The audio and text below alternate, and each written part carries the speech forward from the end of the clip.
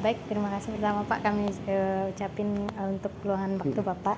Kami dari mahasiswa jurusan Manajemen Pendidikan Islam ingin menyelesaikan tugas akhir kami untuk membuat video tentang manajemen proyek gitu Pak. Saya di sini Ade Purnama dan rekan saya Aulia Hairunisa.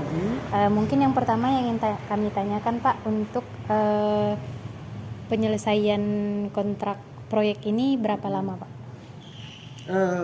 Kalau proyek ini kan sebetulnya tahapan proyek itu kan kita kan buat time schedule, kemudian dari sesuai dengan kontrak perjanjian itu, karena ini udah di akhir tahun, kita wajib menyelesaikan selama 3 minggu. Jadi 21 hari harus siap. Jadi Dia itu ini kan bulan Desember, tidak boleh lebih dari bulan Desember, tapi kita dikasih waktu 21 hari.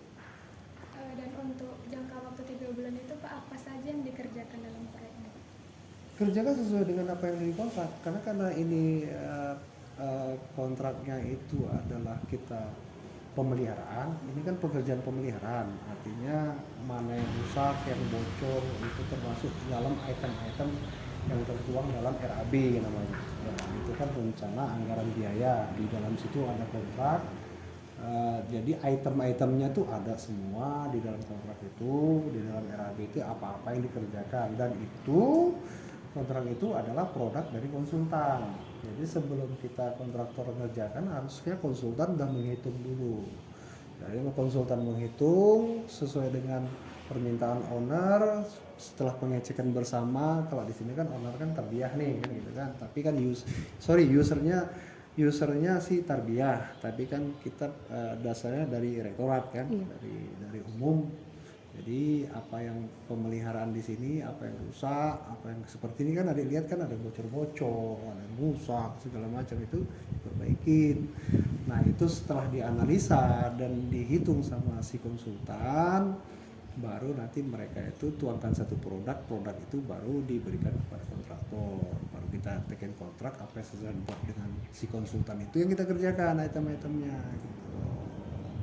Jadi item itu memang udah direncanakan oleh konsultan apa yang buat. Jadi nggak, kita sebagai pelaksana itu nggak bisa suka-suka gitu, nggak bisa ini yang ini nggak usah, yang itu nggak, apa yang udah tertuang di dalam draft itu udah, itu yang harus kita kerjakan. Pertanyaan selanjutnya Pak, mengenai dalam penyelesaian proyek ini mungkin kendala-kendala yang dialami apa saja ya Pak? Yang pertama sekarang ini yang kendala itu di waktu, karena waktunya mepet. Kita itu di dalam pelaksanaan pekerjaan itu waktunya kan ditentukan 21 hari, walaupun nanti bisa ada den waktu karena ada alasan-alasan tertentu. Yang kemudian faktor cuaca ini kan sama seperti ini kan, ada kebocoran. Kita kan nggak bisa nempel itu dari bawah, kita harus dari atas. Pada saat cuaca atau kita kerja hujan kan berarti berhenti, itu kan kendala juga. Kemudian di sini kan kita biasanya sih dengan posisi waktu, saya juga kan harus minta izin nih, kan nggak bisa suka-suka dipakai gitu hari Minggu. Itu kan artinya kerjasama itu harus ada dengan user. Nah, kalau sekarang ini di situ aja yang lebih dominan kendala-kendala. Bisa jadi kendala yang lain, karena bisa jadi itu kan kalau namanya di lapangan, di lokasi itu faktor-faktor tertentu bisa jadi. Mungkin selama ini secara kasat mata kita lihat kendalanya seperti ini, bisa kita perhitungkan, oh ngerjakannya pakai plan A, ternyata di lapangan nggak bisa, terpaksa kita pakai plan B. Tapi harus dalam dengan koridor dan sistem yang sesuai dengan teknis yang udah diberikan oleh konsultan. Kita nggak boleh keluar dari rel itu gitu. Analisanya, kemudian sistemnya, apa bahannya, kita harus tidak boleh keluar dari apa yang sudah ditentukan oleh konsultan gitu. Iya.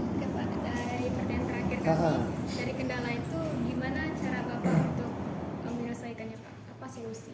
Dia gini, kita harus kelompokkan dulu persoalan.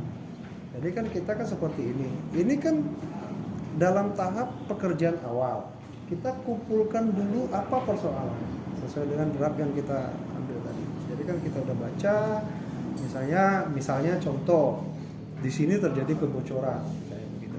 Nah kebocorannya kan dasarnya dari mana bocornya? Apanya yang bocor kan gitu? Kenapa bisa seperti ini kan seperti yang adik lihat? Ini kan plafonnya, gipsumnya ini kan udah rusak nih. Rusak karena apa? Karena air. Air berarti kan apa? Bocor. Bocornya itu dari mana? Apakah bocornya itu dari atap atau dari dak? Nah itu harus kita istilahnya kita cari dulu persoalannya. Kita kumpulkan dulu permasalahannya, kita klasifikasikan persoalan-persoalan itu, baru nanti kalau misalnya yang dari dak itu bocornya apa solusinya, kalau dari atap apa solusinya, itu ada petunjuk-petunjuk teknisnya. Nah, teknisnya itu harus sesuai dengan aturan teknis yang berlaku. Kita artinya kan misalnya standar untuk perbaikan misalnya atap kerusakannya, kalau kerusakan ringan bisa dia hanya ditambal, tapi kalau di atapnya kerusakannya berat itu harus ganti. Lihat rangkanya, kalau rangkanya ini kan, kalau di sini kan ada dia yang kontraknya diganti, ada yang kontraknya hanya diperbaiki. Kalau yang diganti sesuai dengan yang diberikan oleh konsultan itu kita wajib ganti. Nah, kita ganti gitu atapnya. Seperti ini kan plafonnya kan yang rusak dibuang. Seperti dilihat ini kan dibuang tuh, dibongkar semuanya, dibongkar, mana yang rusak-rusak dibongkar, nanti diganti dipasang yang baru. Jadi persoalannya itu dia objektif ya, sesuai dengan kondisi di lapangan, tapi tidak boleh keluar dari kontrak dan role yang sudah diberikan oleh si konsultan. Apabila itu terjadi, baru kita harus diskusi dengan user, sama ada konsultan tuh ada dua, konsultan perencanaan sama konsultan pengawas. Nah, kita harus lapor dengan konsultan pengawas, ini tidak ada dalam kontrak, ini draftnya seperti ini, bagaimana solusinya. Jadi kita itu nggak bisa berdiri sendiri. Nah, kita memang betul-betul bekerja itu sesuai dengan aturan, dan memang harus kerjasama dengan pihak-pihak yang terkait gitu, pihak-pihak yang terkait di dalam pekerjaan ini. Gitu dia. Jadi kalau dibilang apa kendalanya Pak? Ya kendalanya tergantung masing-masing, tergantung kondisinya apa yang dikerjakan gitu loh. Jadi apa yang dikerjakan itu kan kita justifikasi dulu gitu. Kita kan harus justifikasi kan, justifikasi dulu persoalannya. Kita kumpulkan dulu masalahnya apa, kita buka, kita lihat. Kita nggak bisa asal tebak-tebak. Boleh dibilang, oh ini bocornya mungkin dari sini, itu kan kata-kata mungkin. Kalau dalam teknis itu tidak ada cerita mungkin, dalam teknis itu harus pasti. Nah, jadi kalau misalnya kita justifikasi persoalannya, kalau dari awal bisa aja kita ngeraba, kita bisa lihat, bisa kita misalnya berpikir, oh ini mungkin dari sini, ini dari sini, itu kan masih perkiraan. Tapi begitu kita udah pelaksanaan, itu harus pasti pelaksanaan teknisnya. Jadi kita kumpulkan justifikasi semua persoalan, kita cari semua, tapi harus sesuai dengan alur draft kontrak yang diberikan oleh konsultan dan kontrak perjanjian kita dengan pihak UIN. Jadi harus seperti itu. Jadi semua draft-draft yang ada di situ, semua item-item itu harus dikerjakan. Karena itu kan udah hasil produknya si konsultan dan kerjasama dengan pihak UIN. Jadi kita melaksanakan apa yang sudah mereka rencanakan, supaya hasilnya sesuai dengan apa yang diinginkan user, diinginkan owner sama si konsumen. Gitu dia. Mungkin itu saja Pak, terima kasih untuk waktunya. Kasih ya Pak. Iya, mari.